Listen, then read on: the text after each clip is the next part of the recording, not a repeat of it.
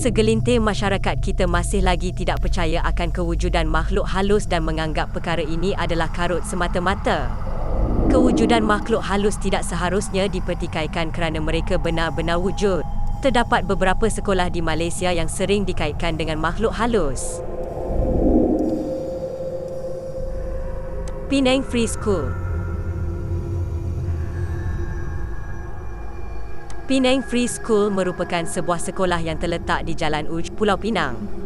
Ia merupakan sekolah pertama di Malaysia yang didirikan pada 20 Oktober 1816.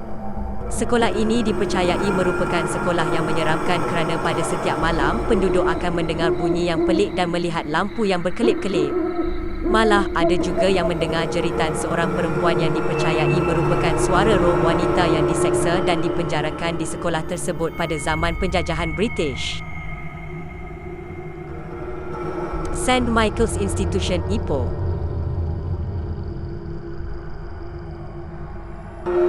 Sekolah ini dilaporkan sangat keras atas banyak faktor. Salah satunya adalah sekolah ini telah digunakan oleh tentera Jepun sebagai ibu pejabat mereka pada zaman Perang Dunia Kedua dahulu.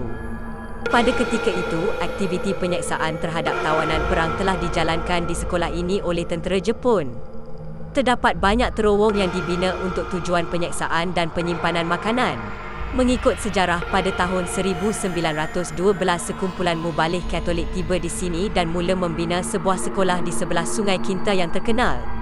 Sekolah yang dibina oleh para mubalik Katolik ini diberi nama St. Michael's Institution. Sekolah ini dikatakan sebagai kawasan yang paling menyeramkan di mana kelihatan seorang mubalik Kristian berjubah hitam tanpa kepala sering duduk berdoa menghadap pintu pada waktu pagi.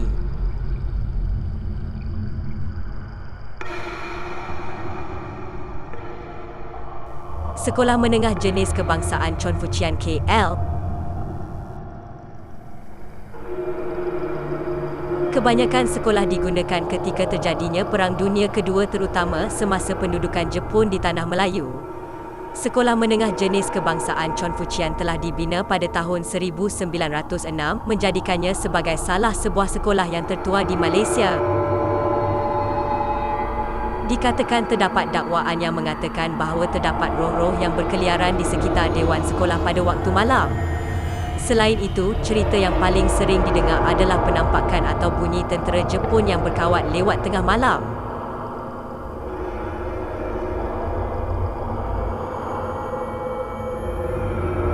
Malay College Kuala Kangsar MCKK. Kolej Melayu Kuala Kangsar atau lebih dikenali sebagai Malay College Kuala Kangsar MCKK merupakan sebuah sekolah berasrama penuh premier lelaki sahaja di Malaysia. Sekolah ini terletak di Bandar Diraja Kuala Kangsar, Perak. Sekolah ini ditubuhkan pada tahun 1905 oleh pihak British atas cadangan daripada R.J. Wilkinson iaitu seorang pegawai pendidikan jajahan pada masa itu. Cadangan itu mendapat sepenuh sokongan dari Sultan Perak, Sultan Idris Murshidul Azam Shah Pertama 1886 hingga 1916.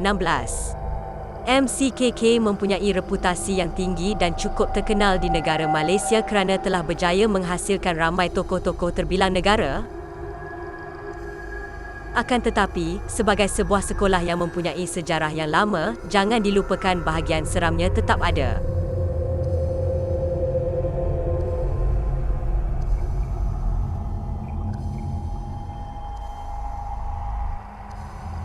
Sekolah Menengah Kebangsaan Serian, Sarawak.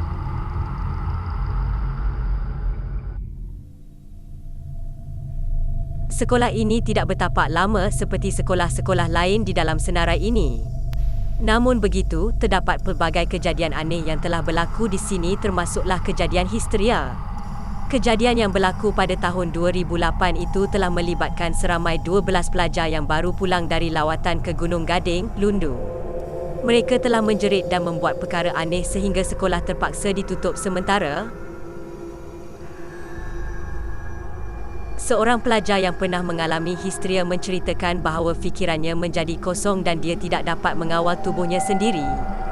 Beliau memberitahu The Borneo Post, "Saya berasa pening dan saya mendengar suara-suara pelik yang bermain di kepala saya." Manakala rakannya pula mendakwa bahawa dia mendengar perubahan suara rakannya ketika dia cuba menenangkannya. Setiap sekolah pastinya menyimpan 1001 sejarah, terutamanya sekolah lama. Jadi, pernahkah anda semua alami apa-apa gangguan di tempat-tempat yang disenaraikan atau di mana-mana?